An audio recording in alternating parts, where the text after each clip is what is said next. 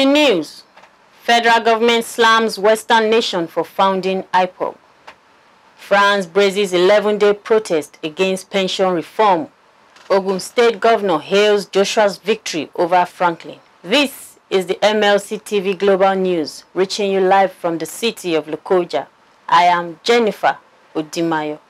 Thanks for joining us. The federal government has declared Friday 7th and Monday 10th of this month as public holidays to mark this year's Easter celebration.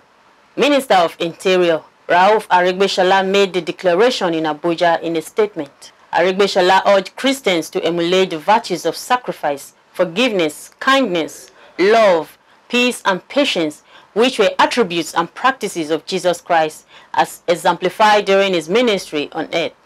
The minister called on Christians and all Nigerians to use the occasion of this year's Easter celebration to pray for an end to the insecurities in some parts of the country.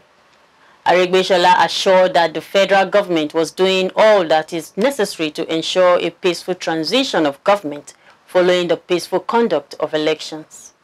While wishing Christians at home and in diaspora a happy and peaceful Easter celebration, the minister also enjoined them to love their neighbors through acts of kindness and generosity to the spirits to the less privileged around them. Aregbesola once more assured Nigerians that the nation is persistently on the path to greatness and urged them to positively deploy their creative energy for the full realization of the coming prosperity. The federal government has berated some Western countries for giving credence to the outlawed indigenous people of Biafra, IPOB, a terrorist organization. The Minister of Information and Culture, AHMED, who spoke in Washington, D.C. during his official engagement with some international media organizations and policy institutes, said it was hypocritical for the Western world to claim to be fighting terrorism but turn around to be supporting a terrorist organization like IPOB. The minister is in Washington to engage with international media organizations and think tanks on the just concluded 2023 polls. According to Lai Mohammed, IPOB is a terrorist organization so declared by the Nigerian government, yet some Western countries harbor them and have been dealing with the illegal body. They allow them to raise funds, some allow them to lobby their congressmen and lawmakers whatever fund they realize were used to destabilize the country.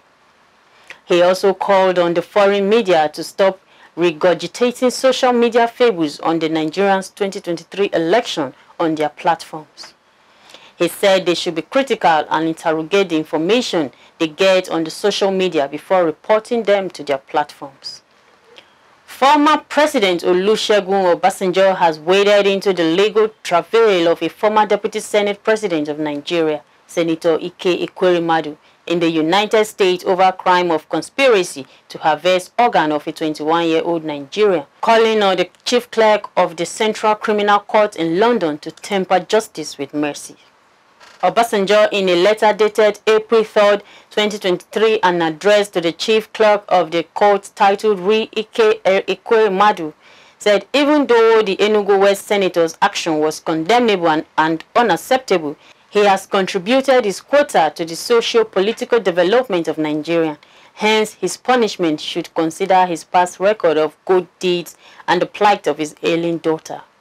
However, it is his fervent desire that for the very warm relation between the United Kingdom and Federal Republic of Nigeria, for his position as one of the distinguished senators in the Nigeria Parliament, and also for the sake of their daughter in question, whose current health condition is in danger and requires an urgent medical attention, you will use your good to intervene and appeal to the court and the government of the United Kingdom to be magnanimous enough to temper justice with mercy, and let punishment that may have to take their good character and parental instinct and care into consideration. He hoped Mr. and Mrs. Ekweremadu have learned from this distressing experience of theirs to guide their future actions or inactions, so they will continue to be outstanding members of their community and will continue to contribute fully to the good of the society in particular and the nation in general. Minister of Finance, Budget and National Planning, ZAINAB Ahmed, has hinted that $800 million has been secured from the World Bank for the scale-up of the National Social Investment Program, and it is ready for disbursement. The minister disclosed that this is part of the palliative measures in place to cushion the effect of the proposed fuel subsidy removal in June. She explained that the removal of petroleum subsidies is a commitment in the Petroleum Industry Bill, as the provision says 18 months after the effectiveness of the PIA, all petroleum products must be deregulated. She said the present administration had made the provisions in the 2023 medium-term expenditure framework and the Appropriation Act to enable the final exit of fuel subsidy by June 2023. On exit of fuel subsidy, this is a commitment in the Petroleum Industry Bill. There's a provision that says that 18 months after the effectiveness of the PIA, that all petroleum products must be deregulated. That 18 months takes us to June 2023. Also, when we're working on the 2023 medium-term expenditure framework and the Appropriation Act, we made that provision to enable us exit fuel subsidy by June 2023. We're on course.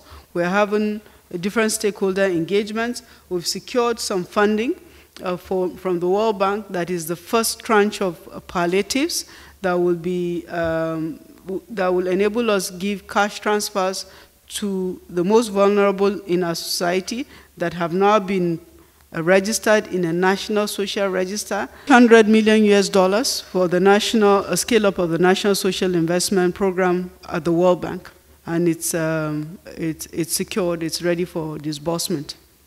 ZAINAB AHMED, Minister of Finance, Budget and National Planning, when asked if the incumbent government has been discussing subsidy removal with the incoming administration, she said there are many discussions going on at different levels, including members of the Transition Committee of the incoming government. The Nigerian Senate has adopted the Harmonized Bill for an Act to establish the Nigerian Peace Corps from a conference committee of both chambers of the National Assembly. It could be recalled that the National Peace Corps (NPC) Establishment Bill was passed in 2022 by the two chambers. The vice chairman of the committee, Senator Seriake Dixon, while moving for consideration on the floor of the Senate, said the bill, among others, was to establish the Nigerian Peace Corps.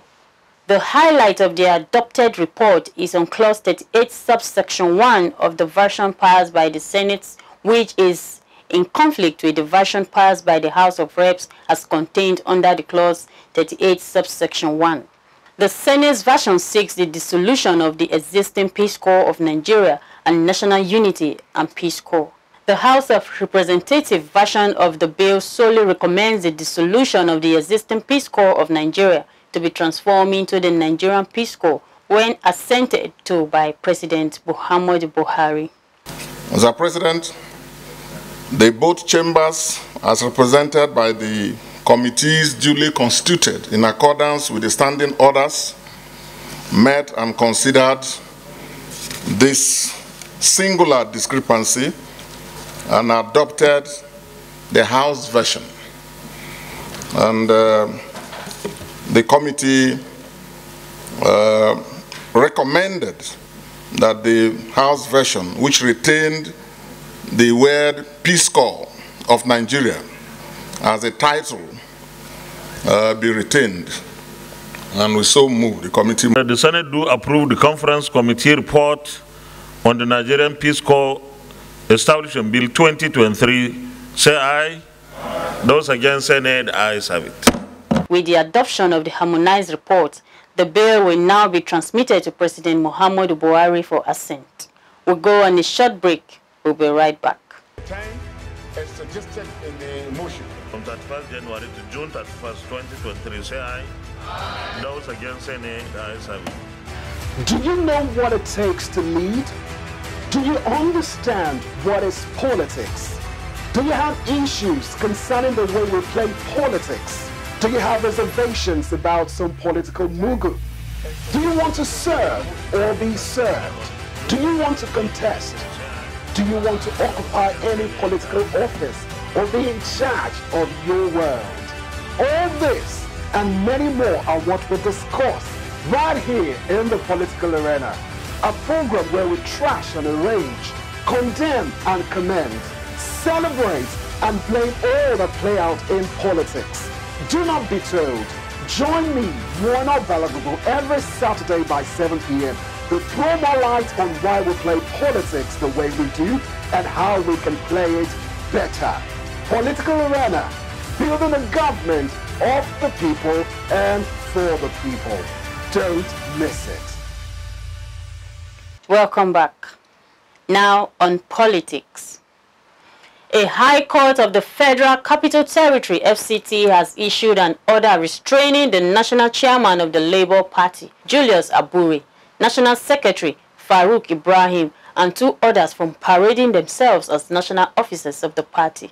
Justice Hamza Muazu issued the restraining order on Wednesday in Abuja while ruling in ex parte application urged by a senior advocate of Nigerian, SAN, Chief James Ogu Onoja. Onoja had in the application informed the court how the restrained national officers allegedly forged several documents of the FCT High Court to carry out unlawful substitution in the last general election. Among the documents were the receipts, seal and affidavit of the court to carry out criminal activities. The senior lawyer who tendered several documents confirmed to the judge that the chief registrar of the court wrote the Labour Party to disown several documents used for alleged criminal activities by Abure and 3 others. Onoja said that following their indictment by police investigation, the 4 people are to array in court, adding that warrants for their arrest have already been obtained. In a brief ruling, Justice Muazu held that the application and the supporting affidavits have a good case for the request to be granted. The judge subsequently ordered that the 4 people should immediately stop parading themselves as national officers of Labour Party. Former governorship aspirant in Ebonyi State, Eze Oko, has called on the national chairman of the party, Julius Abure, to respect constituted authority by stepping aside as chairman of the party. Oko said by resolution of the party at the ward level, Abure ceases to be the leader and should honorably vacate his position. According to him, Abure had on his own without recourse left when the party organ suspended some members of the party unilaterally. Oko said he was the authentic candidate of the party who was elected at the primaries in June last year, but was removed by Abure, who wrote a letter to INEC claiming that he had withdrawn from the race. According to Oko, he had used all organs of the party to address his situation, but the national chairman of the party continues to block his complaint. Oko further disclosed that he did not withdraw from the governorship race as alleged by the national chairman in his letter to the INEC headquarters and the police. Oko's position, which was supported by the party's national youth leader, Eragbe Anslem, said Abure has been accused of perjury and forgery and stands suspended as pronounced by the ward executive. Anslem said even the police have confirmed the perjury case against Abure after they used forensic experts to confirm Abure forged a purported withdrawal letter sent to INEC by Oko. He urged the party highest organ to press on Abure to step down if the party should continue to enjoy respect of Nigerians. Now on crime.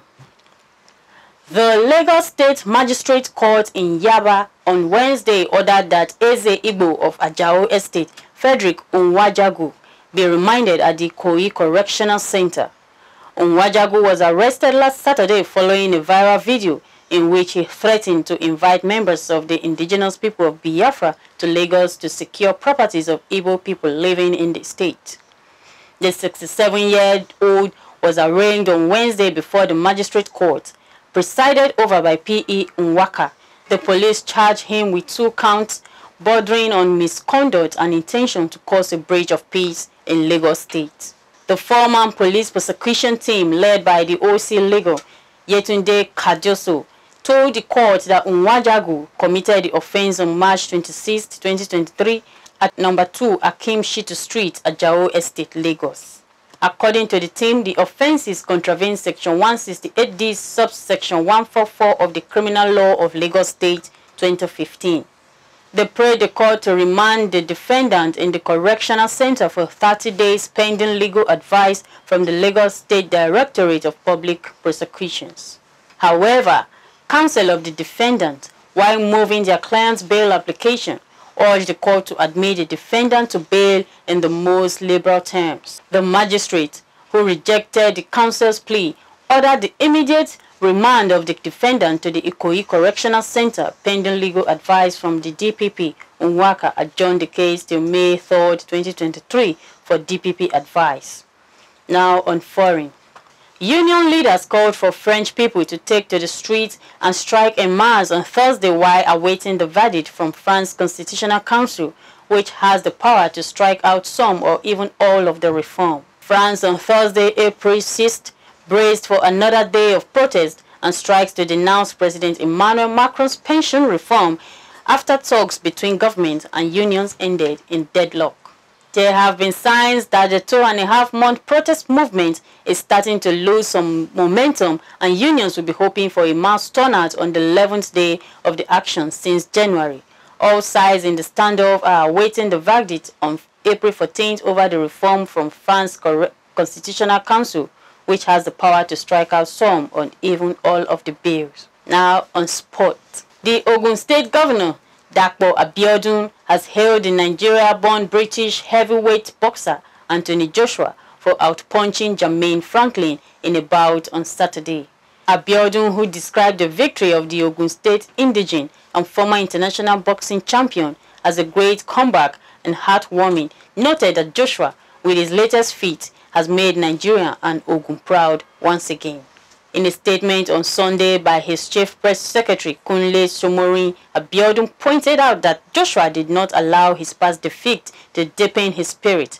Rather, he rose from the setback and proved to the world that the champion in him never dies. While calling on Joshua to use his latest triumph in the ring as a spring for his superb comeback, the governor urged him not to relent, but continue to work hard in order to regain his pride of place in the world of boxing.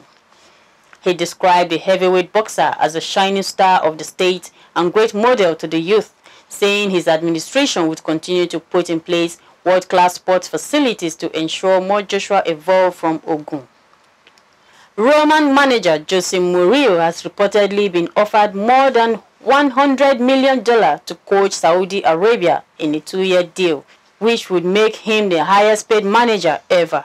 The English news platform on Thursday also indicated that Cristiano Ronaldo's club Al Nassr are interested in Mourinho, with current manager Rudi Garcia likely to leave at the end of the season. The Portuguese 60 joined Roman in 2021 and his current contract runs with the Serie A giants until 2024. Let's join Joy Dada for the latest on entertainment news.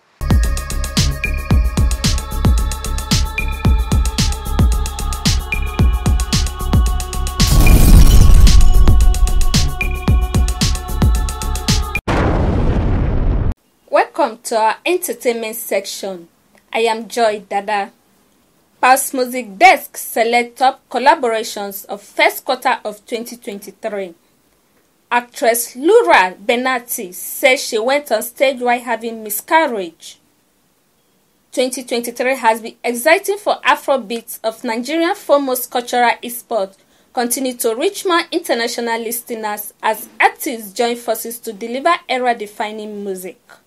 In 2023, Nigerian superstars has been joining forces to keep listeners entertained in a rapidly changing market. Following the developments, Pulse Music Desk has selected the top collaborations of the first quarter of 2023. They include Who Is Your Guy, remix by Spyro featuring Tiwa Savage, Asiko by Rexy featuring Lojay, Wowo, remix by Minx featuring BNX and Black Bones, Besse by Majid feat Tiwa Savage, and Pressure by Peruzzi feat Fireboy, among others. These songs, Pulse Music Desk revealed, were selected on their quality, appeal, and their contributions to the soundscape. Broadway star Laura Benatti has said she performed on stage earlier this week while having a miscarriage. The Tony Award-winning actress wrote on Instagram that she knew it was happening as it started slowly the night before. She disclosed that she is not a stranger to the pain and emptiness of losing a pregnancy, stressing that it is a path she has walked before hand in hand with her husband. Lura appreciated members of the crew for their support during the unfortunate incident, describing them as true helpers and friends. Benanti, 43, who appeared in TV show Nashville and Supergirl, was performing for 2,000 people on a Broadway theme cruise, which also features Alan Cumming and Jeremy Jordan. She and husband Patrick has 2 children, one of whom was born last year via a surrogate. Thanks for joining me. I am Joy Dada, reporting for MLC TV.